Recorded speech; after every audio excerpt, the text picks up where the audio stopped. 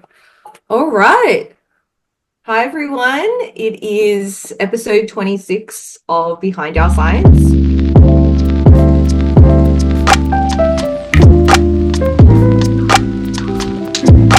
Which is our 2024 rewind and recap. And in this episode, we are going to talk about the year that has been 2024. It's been a really great year for us. We actually have produced 7 episodes. This is our 7th for the year, making a total of 26 episodes since the birth of our podcast. So it's really nice that our podcast has been going really strong, even though we're all in different parts of the world. I'll be sharing some of these highlights with you today, in terms of what has gone on this year, some of the episodes we've produced, but also what to look forward to for next year. And so without further ado, let's dive into some of the episodes we produced this year. We'll go backwards. Yeah. So, I mean, I am definitely curious to hear what your individual favorites are as far as our episodes. But I guess the most recent exciting one was the micro and nanoplastics episode, where Roberto and I got to, and all three of us got to interview leaders in the field of microplastic research, which seems to be just blossoming, and we're just barely covering the beginning of understanding what micro and nanoplastics are doing, not only in our ecosystem, but our biological systems. And I think that's a great plus. Oh, yeah. No, I was just going to say that it's a great plus to have like people in different areas. That was great because we can see like the importance and the relevance of it. And I think we were short on the amount of people that are actually doing a lot of these efforts because there's much more to do, but I enjoyed the way, at least for the beginning of the episode, how much it could actually contribute with what is nano microplastics and how does it determine the outcome of the research. Yeah, there's a lot to consider, and it's important to have this discussion now because we are using more plastic goods, and so you don't even realize what's happening to your body and the transferability of that to the next generation as well, which is really interesting. So then we had a little bit more of a fun episode. Episode 24 was Publish or Perish, the board game. And that was super exciting. I think that was our most famous person that we have ever interviewed in terms of an inventor of a board game. And this was a huge Kickstarter campaign. So really glad to have helped in promoting this board game and getting someone, his Kickstarter campaign hopefully went off to a flying start.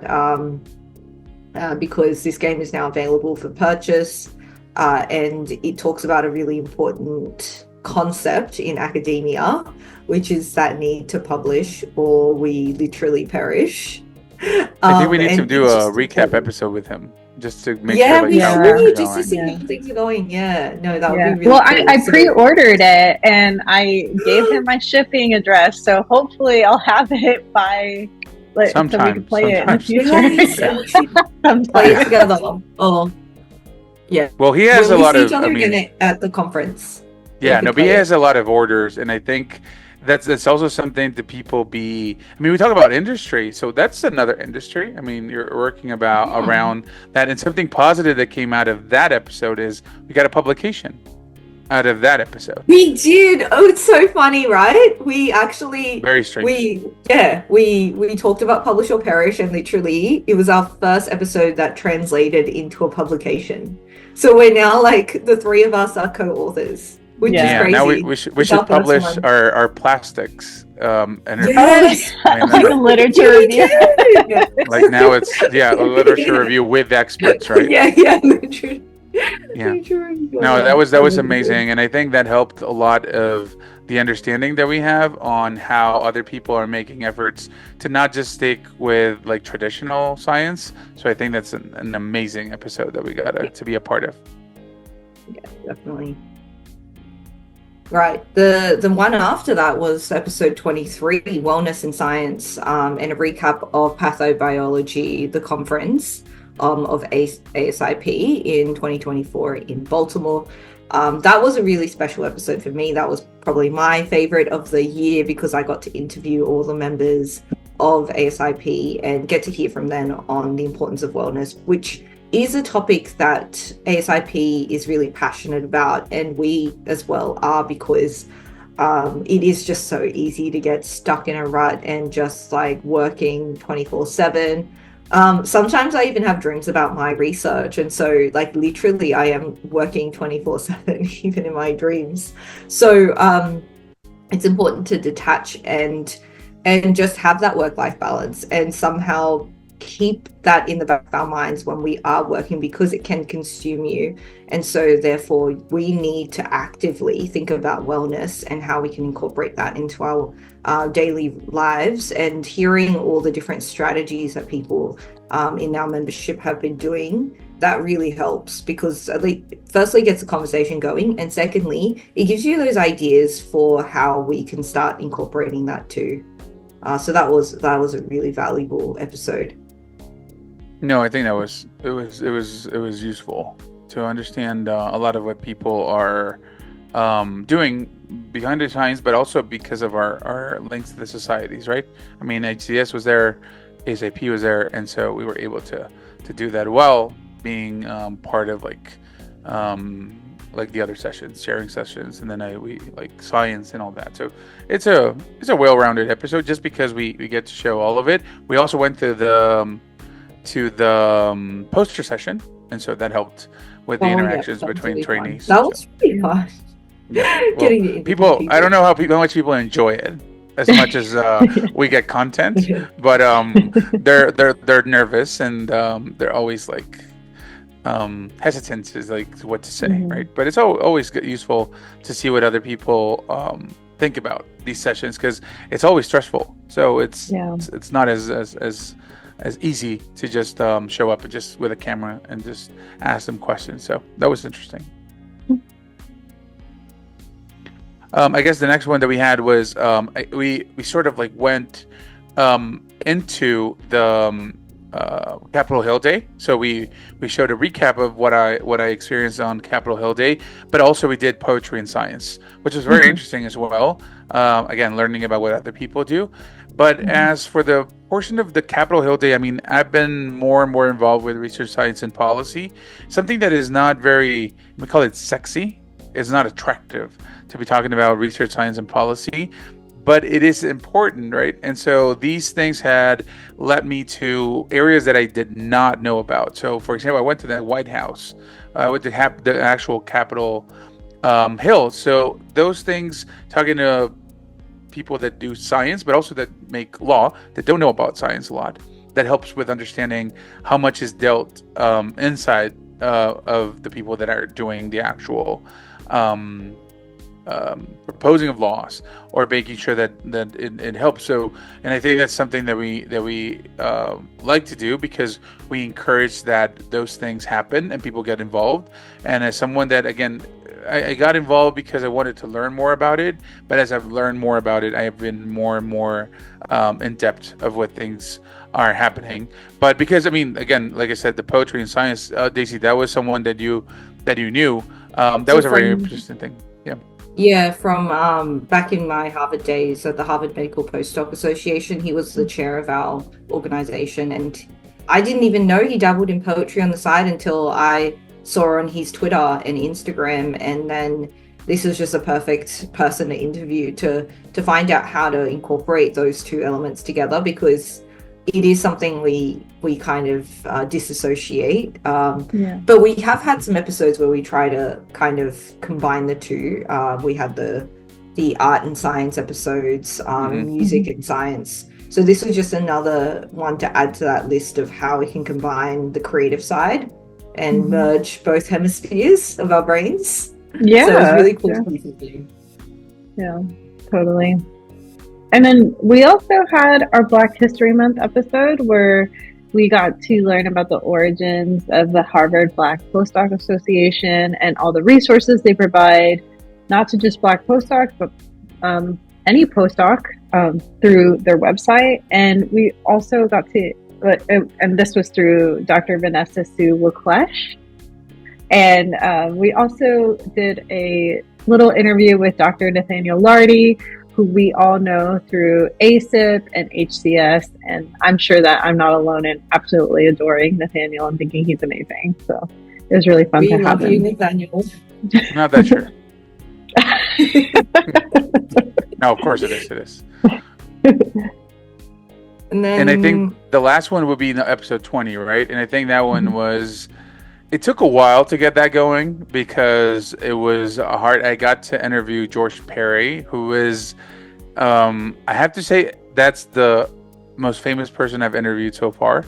And and that's not to say like I've interviewed other people like Dr. Campen that I just interviewed, who's huge in this area. But the job that George does on having a journal that is not associated with an actual company. I mean, they publish, of course, but they're not associated with a society, and that makes their own and started from the bottom, just wanting to highlight Alzheimer's disease and publishing in a high-tier journal, and having that happen for more than 10 years while doing science and while being a top researcher, cited researcher in neurology, not just Alzheimer's, neurology. I think that was a highlight of my year, but also in general for all intents and purposes. But for the call out voices, Daisy, Jessica Kim was also someone very important for that episode. Yeah, for raising awareness. So that was a great episode because we combined Alzheimer's research with people who raise awareness for Alzheimer's campaigns and talk to people who suffer from Alzheimer's, and ask them about their symptoms and talk to them about what they want for research or what resources we can provide, because ultimately we are trying to help the people who are suffering from the disease. And that's something I'm realizing is super important. Whilst we're in the lab, we're busy, getting the data, but at the same time, like, that translational aspect is so important, and Jessica Kim does really good work in that space. And excitingly, she messaged me on LinkedIn and said she's coming to Sydney. So if she's listening, I'm excited to welcome her to Sydney. And speaking of coming to Sydney to visit me, do you know who else came to Sydney? Some I have no idea. Some folks. Some weirdos. Yes, weirdos came to see other weird animals. No, that was I have to say, I've never done so much stuff in so little time that I feel like I was Australian for a bit. I mean, I started not my tone. Yourselves. Yeah, I think we did, and I think it helped with. You know what? One of the things that I still keep dreaming about is that pastry thing with ham that was like strings. I keep having dreams with that thing, that I'm eating that thing. I can't remember. It was like a gas station food, but it's like the sausage roll? No, the sausage rolls were good. But this thing was the pastry that had, so it has egg.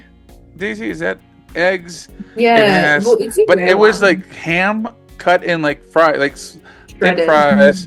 Yeah, shredded fries. I keep having that because it was the strangest food that I've eaten, but so good. And so what's one of the greatest memories that I have from over there, besides like all the stuff that we got to see and do, and also the conference, because that really built up on our interaction between our societies that sponsor us and what's coming in the following years, because we hope to be in South Africa in a couple of years. And so I definitely want to go to Cape Town. No, that is going to be wild. That's going to be lots of fun. More animals. Yeah. We actually got to see all the animals in the natural habitat. I think that was a nice thing. Especially koalas. That was really fun. No, it was a great experience. Yeah. And I mean, outside of the science and amazing stuff we got to do, I mean, we did get to give a lecture at Daisy's institution, which was really cool. It's like my first invited talk based on my research, not like career or mentorship. So that was really cool.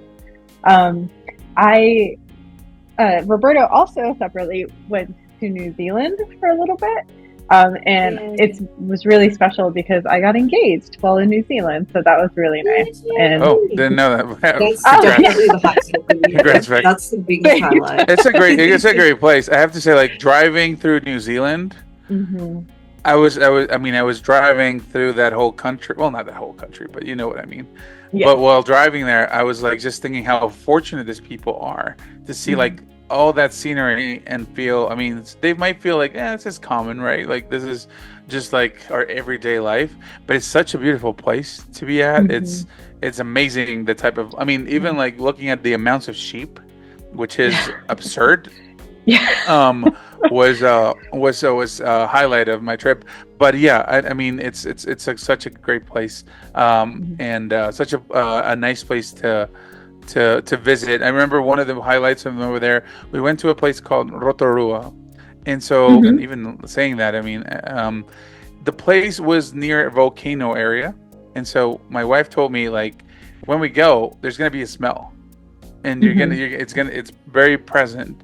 And so it's a smell of sulfur. It's coming out of like everything because there's big areas that have like open water that is like just like hot water.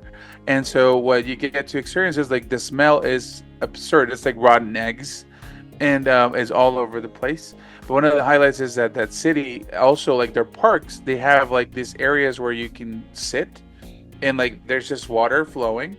And you can sit and then just put your feet in or just like dive in a normal park and like what we would consider a playground for kids. So a lot of these different places are amazing. And so it was great to experience that and actually get to see that while again doing science and doing some of the other stuff that we did.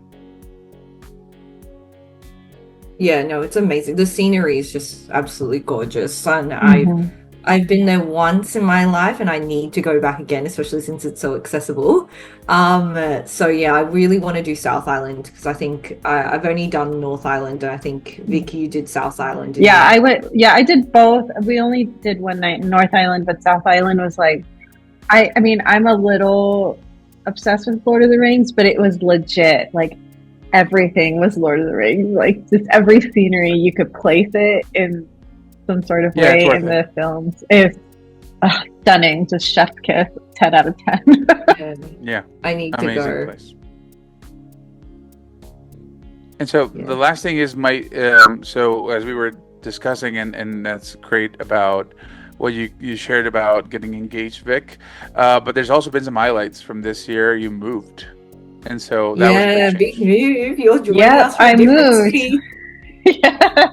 So I originally went West Coast to East Coast. Now I'm crawling my way back to West Coast, and here's my dog. Recently landed in Pittsburgh. So my first time here in Pittsburgh, Pennsylvania. But so far it's been really good. Very cold, but we'll survive, I'm sure. True. Yeah, it's an amazing place to be at. You've also had some other events happening, right, Daisy? Yeah. So this year was busy. A lot of conferences. After our conference in Melbourne, Biomolecular Horizons, that was September. The next month I went to Argentina, Buenos Aires. So that was really fun. And yeah, that was for the International Society for Eye Research, ISA. And yeah, just a great place to visit. Just so much beautiful architecture. It's so awesome just to see all the kind of neoclassical sort of architecture, and amidst that there's just modern glass buildings and all that, and just really great food. Argentinian steak is just amazing. Malbecs are like, you know how Malbecs are super expensive usually. You can get a whole bottle for $4. So it's like crazy. It's just like an amazing place to be. I think, yeah, the science was really good too, because this conference is it's a little bit smaller, so compared to some other large eye research conferences. And so you get a little bit more of that intimate sort of discussion after your research papers are after you give your talks and all that, you get really specific feedback and from people who truly know like the field super well. So I love that about ISA, and it's just a great community of eye researchers. So a great conference to go to. And the next one, it's biennial, so the next one in 2026 is going to be in Spain. So I'm looking forward to that. And yeah, it was really great to have in sorry? Yeah, in Spain. That's exciting. Yeah, very exciting. And then yeah, I had some really brilliant students this year. My undergraduate students, Fergus and Kelvin, they were just so fantastic, and I am going to miss them to bits because they will be moving on next year to do other great things. But they were just so wonderful, and they're kind of like my first proper students that, you know, having an independent lab now, like I just feel so proud of what they've accomplished, and they just learned so much. And so it's been a really good year, and I got a few grants actually, so that was really awesome. Woo. So yeah, it definitely feels really good, because 2023 for me, because I just like moved, I set up the lab a bit more, and I put in heaps of grants and I didn't get them. So 2024 I put in heaps of grants again, and fortunately I did get some. So, you know, things are looking up. Like it's such like a process, like setting up again, and also in a new country, because you got to learn all the new grant mechanisms, and improve on the grant writing. It's just a constant mission to get better at grant writing, but slowly and surely it's happening. Yeah, what about you, Roberto? Yeah, you got some papers out this year. Yeah, I got a couple. I think we've the best thing that has happened this year is that we started our first clinical trial as head PI, and those things have taken my world by storm. I mean, as a clinician doing research and being involved in research, I've never been the person leading this research, and so that's been very important thing for us. I was also able to this year has been very busy, to be honest. We've got a couple of grants already, KL2. This has been the first year and a half since we've been here. I grew my lab. I have a postdoc, a graduate student, a research assistant, and then we have 3 students that are with us and have been with us this whole time. But also we've been very fortunate to be able to not only secure the funding, but also procuring that what we're doing is following up. And so I actually just graduated from Harvard Online Medical School on doing gene sequencing.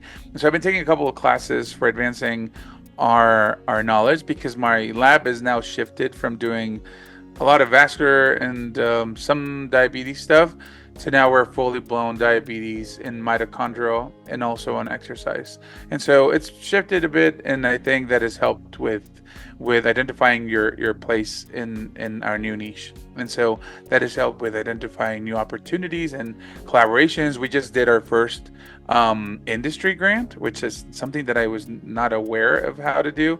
So again, really trying to finish this year very strong, but next year is even more packed. So we're hopeful for everything that will come, and so that we can move forward with it.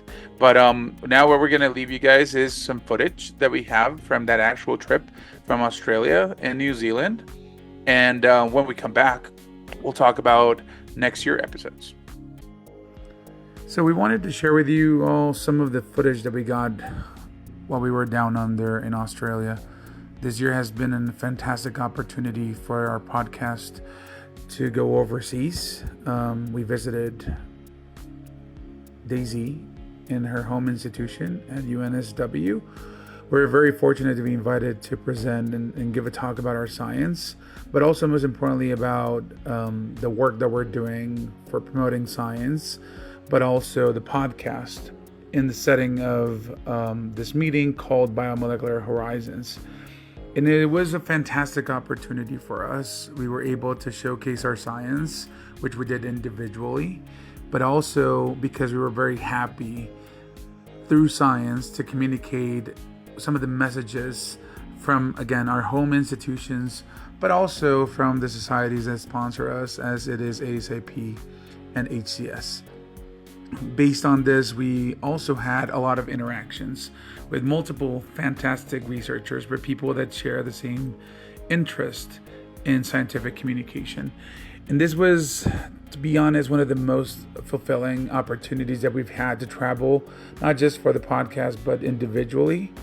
I think it allowed us to see a lot of the things that, well, first of all, Daisy has shared with us, because she is from Australia, but being someone that studied mostly here in the US for her graduate studies, postdoctoral, and part of her early faculty appointments, this was fantastic. I have to say the opportunity that we had to share a lot of the culture that happens in Australia that has also a lot of mixed integration between different cultures. It was fantastic because we got to, first of all, share a lot of the food, fantastic food that they have over there, but also because we were very fortunate to do it together and try new things, because that's, as part of our job is to communicate science, but also share our scientific knowledge. And with trainees, we also try to spend some time doing outdoor activities. And we share that a lot with the things that we were able to do and be a part of in Australia, kangaroos, koalas. It was something amazing. We got to see amazing places in Sydney, Melbourne, and we got to do a lot of the things that we share together, meaning between Vik, myself, and Daisy. But also because we share a lot of the things that fulfill our other commitments that are not just uniquely in science, but are also what is behind our science, what gets us through the day, the time that we spend outside of the lab. And this has allowed us to become a better group. We are more coherently working together because, again, we are in different parts of the world. And now that Vik has also transitioned to Pittsburgh, Daisy in Australia, and myself in New Mexico, it has brought us further apart, but also closer to being what we believe is a fantastic group that shares common interest in all of these areas. So with this, I'll leave you with some of the other videos that we have, some short videos from our trip to Australia, but hope you enjoy the rest of it.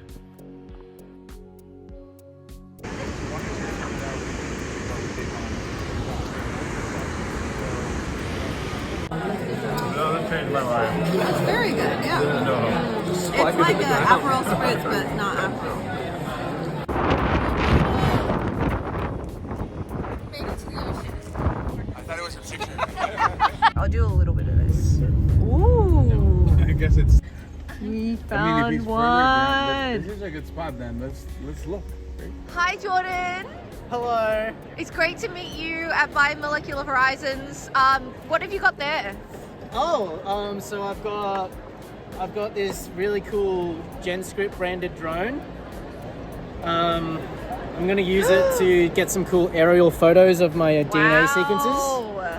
So yeah, pretty excited about that. Aerial shots. Yeah, it's all the new rage. Yeah. Nice. And how did you obtain this? Oh, it was a lucky draw prize. So I just went outside, picked a few four-leaf clovers, just sort of rubbed them together and presto. Yay. Hi, Connell. It's so great to meet you at Biomolecular Horizons. What's your favorite part of this conference? My favorite part of the conference so far has been someone presenting my work in one of their talks.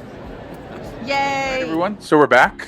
Hope you guys enjoyed some of that footage, and because we're very fortunate to look back and say we've done 25 episodes in a couple of years, but also because I don't think we thought it was going to go that far, that quick. It's been a transition from from the initial idea that I had, and then I pitched to Daisy, and then we came to it. We came to ASIP. ASIP started helping us a bit. Then Vik came and saved our lives. Then we had an editor. We lost our editor, and then so there's been a lot of transition in between. But I think we're fortunate that even throughout the transition from Daisy, because Daisy also transitioned to Australia, I moved to New Mexico. Now Vik is doing that through PID. It's been still a good process, and where we find that we're still interested in communicating science in this way, and that we are also very fortunate, extremely fortunate, to be sponsored and supported by ASIP and HCS, and they've continued to grow this into something that we enjoy doing. And so with this, we wanted to talk just briefly about next year's episodes, some teasers, and some of the things that are coming before we wrap up our year and this episode 26. So the first one is Freshen Friday. Yeah, no, so it's coming back next year. It has always been one of our favorite episodes because we usually tend to do them live, and you can ask questions to our speakers, you know, at the moment. But this next year, we're going to try it recording. So we'll pull out for questions ahead of time, so our speakers have time to process them and hopefully address them. And maybe we'll get some amazing tips to get those beautiful Fluorescent Friday images. We're also going to have the Yankovic sisters. No. Oh yeah. The Yankovics are always Yankovic sisters. Always on top.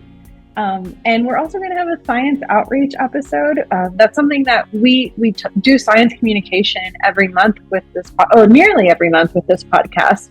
But something that we don't really discuss is how science outreach and science communication transcends beyond just auditory stimulation. You can go out and teach science education outreach to young kids.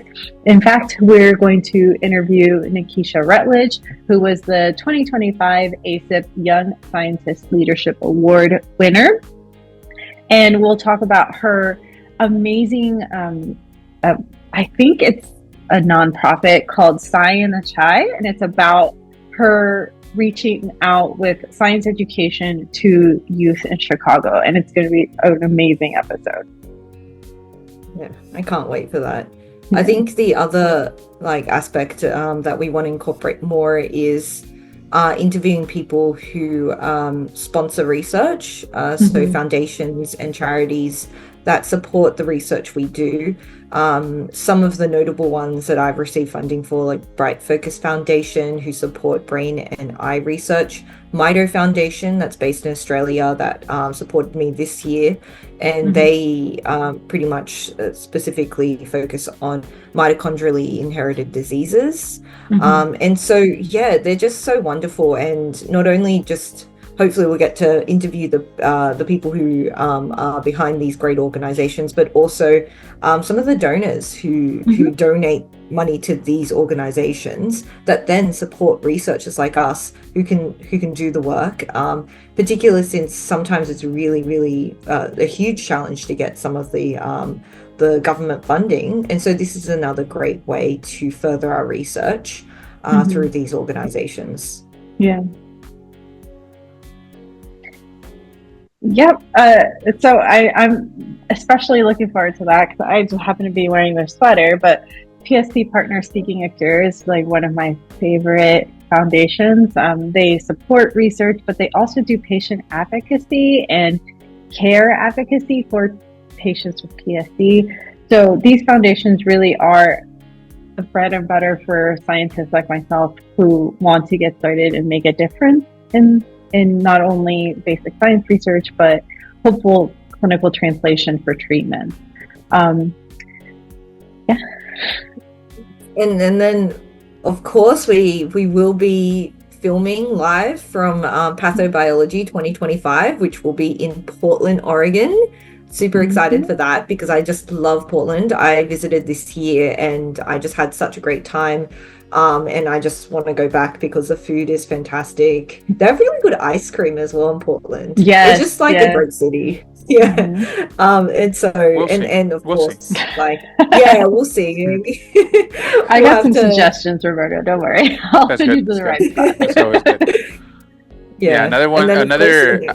Another item that we're doing is the side pole shorts, because one of the things that we started doing, but again, it's really hard to do so with people that are actually doing research, meaning having highlights from this. But we are wanting to bring back side pole shorts, in which I'll be able to discuss with different people from our Research, Science, and Policy Committee in the areas that are relevant to what people have to be in the know. Meaning there's a lot of changes coming, for example, for biosketches next year that are going to affect how people apply for grants and funding. And so these things are normally not something that people think about until you're preparing for an actual submission. And then it becomes an evident problem because it takes a really long time to have to go over changes that you believe are easy, but for biosketches for every single person in a grant, it becomes very time consuming. So that's one thing that we're hoping to bring back and make it more deliverable. We want to make it digestible because they are not, again, as I mentioned, not sexy. We're not, it's not as appealing.